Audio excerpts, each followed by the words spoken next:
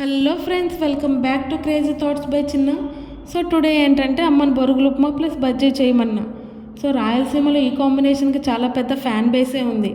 So బొరుగులు ఉప్మా అంటే బొరుగులు ప్లస్ ఉప్మా కాంబినేషన్ అనుకుంటారేమో, కాదు ఉగ్గాని.